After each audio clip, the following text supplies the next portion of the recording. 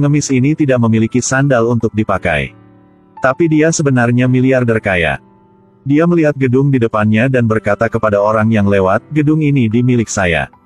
Jadi Anda harus menjualnya dan membeli sepasang sandal untuk pakai ya. Orang yang lewat mengira pria ini gila, menatapnya dengan mata mengutuk. Tapi pria itu tidak bercanda. Dia adalah pewaris perusahaan ini, Denny Ran. Dia pergi ke perusahaan, resepsionis menatapnya dengan mata terkejut. Denny memberitahu resepsionis bahwa dia datang untuk mencari pamannya Harold. Resepsionis menyuruhnya menunggu sebentar.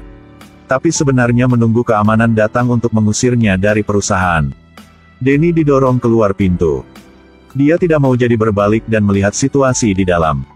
Dia ingin mengambil kesempatan bahwa orang-orang tidak memperhatikan untuk menyelinap masuk. Tapi masih dihentikan oleh penjaga dengan keras. Kali ini dia tidak sopan lagi. Dia hanya memukul dengan beberapa gerakan yang sederhana dan sudah mengalahkan penjaga. Bagaimanapun, dia belajar seni bela diri selama beberapa tahun di Gunung Kunlun. Jadi penjara ini bukan lawan dengan dia. Setelah menangani tim penjara, Denny masuk ke lift, tapi dia mengetahui bahwa dia perlu memiliki kartu karyawan. Jadi dia diam-diam mengambil kartu wanita itu untuk digesek. Pergi ke kantor, Denny hanya melihat dan mengenali teman baiknya. What? Joy. Denny dengan senang hati memperkenalkan dirinya. Tapi Joy ditakuti olehnya untuk mundur ke belakang. Mereka sangat terkejut. Denny bilang dia datang untuk mencari ayah mereka untuk berbicara. Tidak ada niat buruk. Tapi Joy bilang ayah mereka sudah meninggal. Meninggal karena kanker pada 12 tahun yang lalu. Denny tidak percaya ketika dia mendengarnya. Dia bilang ayahnya juga sudah meninggal, tapi di mata Joy dan Watt, Denny juga meninggal 15 tahun yang lalu. Tapi sekarang seseorang datang dan mengaku sebagai Denny, jadi siapa yang bisa percaya? Kemudian Watt memanggil keamanan untuk membawa Denny keluar. Di dalam lift Denny tidak bisa berhenti gemetar. Adegan kematian ayahnya terus muncul di benaknya. Ternyata saat Denny berumur 9 tahun. Dia dan orang tuanya mengalami kejadian tak terduga di pesawat. Keduanya mengalami kecelakaan dan meninggal. Dia adalah satu-satunya yang tersisa dan diselamatkan oleh 2 biksu. Dan belajar seni bela diri di Gunung Kunlun. Dia sudah di sini selama 15 tahun, tidak ada yang tahu apa yang dia alami. Denny pergi ke villa sebelumnya. Masih ada nama yang dia tulis ketika dia masih kecil. Denny membunyikan bel tapi tidak ada yang membuka pintu. Dia pikir rumah ini pasti sudah ganti tuan. Dia pergi ke belakang taman dan melihat sekeliling. Ketika tidak ada orang di sekitar, dia melompat. Dengan mudah naik ke lantai 2. Dia masuk ke dalam dan melihat, semuanya masih sama akrabnya.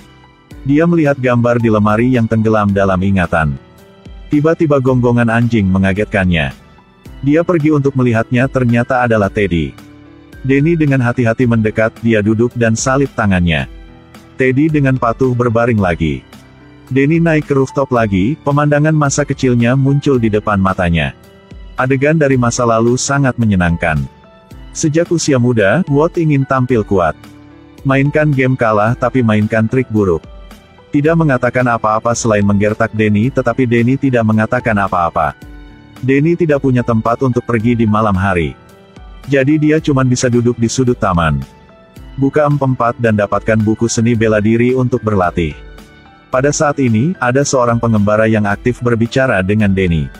Selain itu, dia mengeluarkan ponselnya untuk membantunya menemukan informasi secara online. Denny memberitahu gelandangan itu untuk menemukan foto orang tuanya. Denny melihat foto-foto orang tuanya, hatinya bergejolak. Dia memutuskan untuk mengambil semuanya kembali. Hari berikutnya, dia pergi ke tempat Joy. Karena dia ingin membuktikan bahwa dia Denny. Jadi dia berbicara dengan Joy tentang kisah ketika mereka masih muda. Tapi Joy masih sama, dia tidak percaya dan memanggil penjara. Ketika Denny hendak melarikan diri, tiba-tiba sebuah mobil melaju. Dari miliarder kaya menjadi gelandangan. Karena ingin membuktikan identitasnya, Denny datang ke Joy, dia mencoba menceritakan apa yang terjadi ketika dia masih kecil. Joy tertawa ketika mendengarnya, mengatakan hal-hal itu dapat ditemukan di internet. Lalu dia menelepon penjara. Denny melihat ini dan hendak melarikan diri. Tapi tiba-tiba taksi menuju sisinya. Denny melompat ke udara dan dengan mudah melarikan diri. Adegan di depan matanya mengejutkan Joy. Danny memandang Joy, kecewa dan pergi. Dia pergi ke taman untuk berlatih Tai Chi, tapi kali ini seseorang datang dan menaruh uang di mangkuknya. Itu gadis cantik berbaju merah.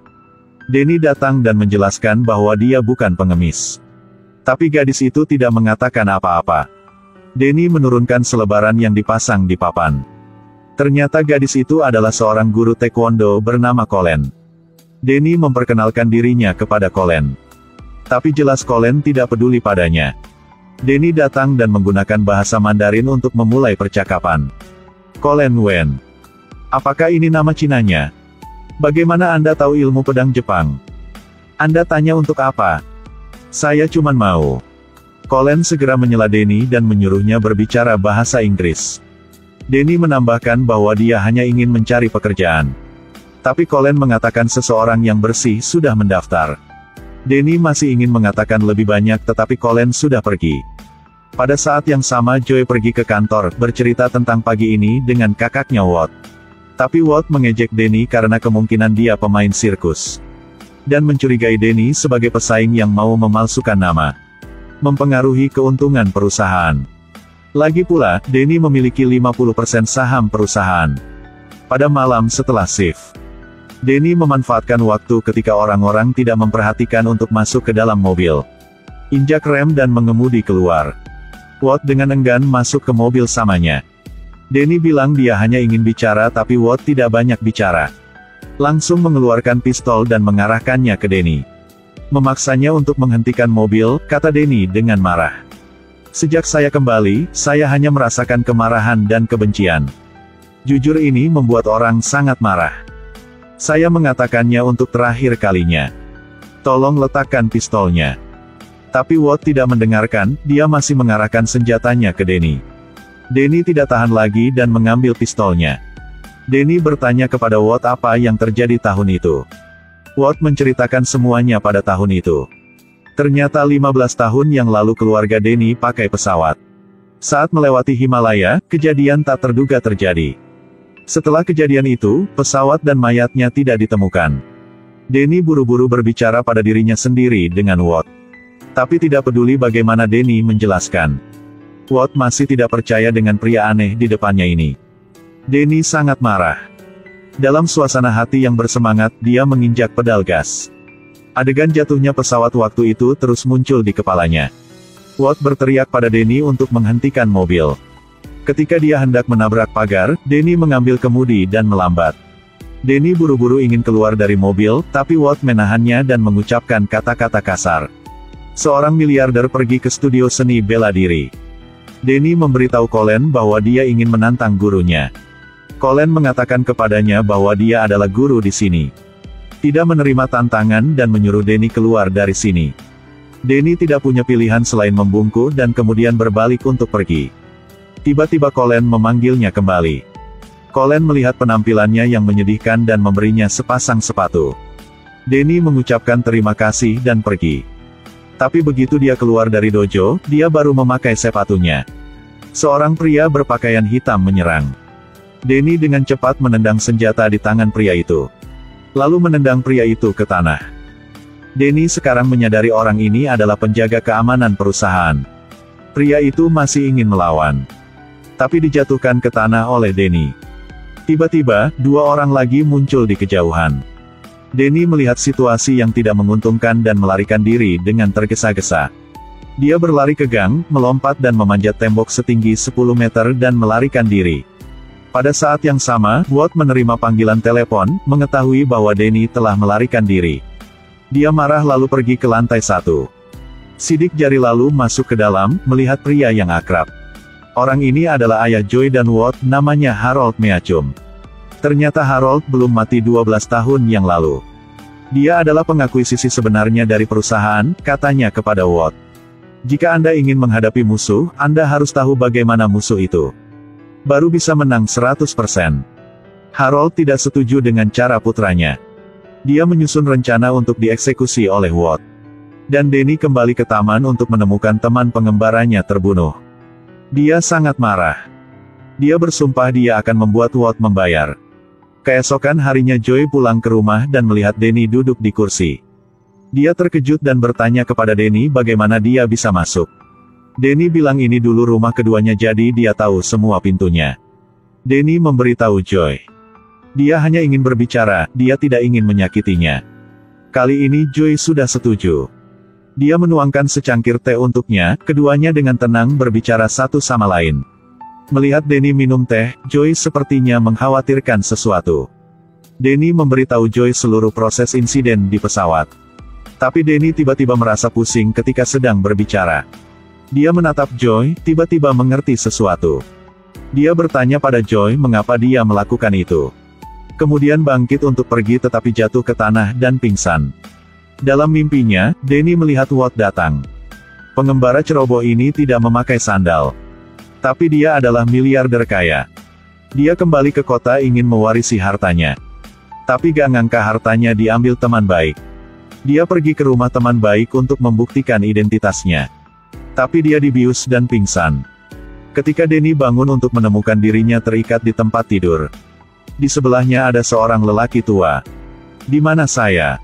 Orang tua itu mengatakan kepadanya bahwa ini adalah rumah sakit. Denny ingin lelaki tua itu melepaskan ikatannya tetapi dia bilang dia tidak bisa. Denny berjuang untuk pergi tetapi dihentikan oleh orang tua itu. Orang tua itu berkata dia akan membantu Denny keluar dari sini. Setelah mengatakan itu, dia juga mengambil garpu di sebelahnya dan menempelkannya ke leher Denny. Orang tua itu memberitahu Denny bahwa inilah satu-satunya cara dia bisa dibebaskan. Menyadari hidup Denny dalam bahaya. Saat-saat berbahaya. Dokter datang tepat waktu dan membawa orang tua itu keluar. Lalu dokter gendut itu berkata keras kepada Denny. Dan kemudian mendorong beberapa pil yang tidak diketahui untuk dia minum. Perlahan Denny tertidur. Adapun Joy, dia menyesalinya karena dia sudah masukin obat dalam teh Denny. Dia mengatakan apa yang ada di pikirannya kepada kakaknya. Bahkan jika dia bukan Denny, seharusnya tidak melakukan begitu. Apalagi kalau dia Denny yang asli. Lalu kita salahkan dia. Tapi Watt bilang Denny seorang gila aja. Apalagi cenderungnya kasar. Kita hanya melindunginya. Sekarang Denny sudah bangun lagi. Dalam mode pelatihan. Satu orang duduk di atas gunung bersalju. Di kepalanya terus-menerus muncul adegan pesawat jatuh. Ketika dia membuka matanya, dia menemukan bahwa ada seorang dokter yang duduk di sebelahnya diam-diam mengamatinya. Denny meminta dokter untuk melepaskannya. Dia tidak akan menyakiti siapapun. Dokter juga untuk sementara mempercayainya, pertama-tama melepaskan ikatan bisepnya. Lalu keluarkan kartu identitasnya. Ini adalah ide yang dia buat untuk kembali ke AS. Di atas adalah nama John Anderson. Kata dokter kepada Denny. Jika Anda ingin keluar dari sini, Anda harus mengatakan yang sebenarnya. Setelah mengatakan itu, dia pergi. Denny tidak tahu apa yang harus dilakukan sekarang, dia memiliki rasa sakit yang tak terkatakan. Hari berikutnya pria gemuk itu memperkenalkan pria tua itu kepada Denny. Lalu lelaki tua itu mengajak Denny untuk berkenalan dengan situasi di sini. Mereka pergi ke restoran. Orang tua itu memperkenalkan para pasien. Tapi orang tua itu mengatakan satu kalimat yang salah yang membuat satu pasien marah. Lelaki tua itu buru-buru meminta maaf. Saat dia mau Denny untuk meminta maaf. Dia bingung dan tidak mengerti apa yang terjadi. Orang yang sangat marah. Ingin mengajari Denny. Tapi gak terduga dia dirobohkan oleh Denny. Dan dokter di sebelah mengira Denny sakit lagi. Jadi buruan kendalikan dia. Denny buru-buru menjelaskan tetapi itu tidak berguna. Denny diikat di ranjang rumah sakit lagi. Dokter membuka mulutnya dan menuangkan sebotol obat ke dalam. Tetapi ketika dokter pergi, lelaki tua itu dengan hati-hati masuk. Pedulinya dan tanya, apakah kamu baik-baik saja Denny? Denny sangat terkejut. Sudah lama ini orang pertama yang memanggilnya Denny. Denny memberitahu lelaki tua itu bahwa dia ingin pergi. Lelaki tua itu tidak mengatakan apa-apa, pergi untuk melepaskannya. Di sisi lain Colin menerima panggilan telepon. Itu Denny yang memanggilnya. Denny ingin bantuannya, keluarkan dia dari rumah sakit jiwa. Dia sudah cukup disuntikan dan pil setiap hari. Tetapi ketika Colin mendengar nama orang membidiknya. Adalah saudara terkaya di New York. Dia tidak memikirkannya dan segera menolak permintaan bantuan Denny. Sebelum Denny selesai berbicara, dia menutup telepon. Dan sekarang, Sisi Harold sedang merencanakan plot baru. Episode 1 sudah habis, jangan lupa ikuti page untuk melihat episode selanjutnya ya.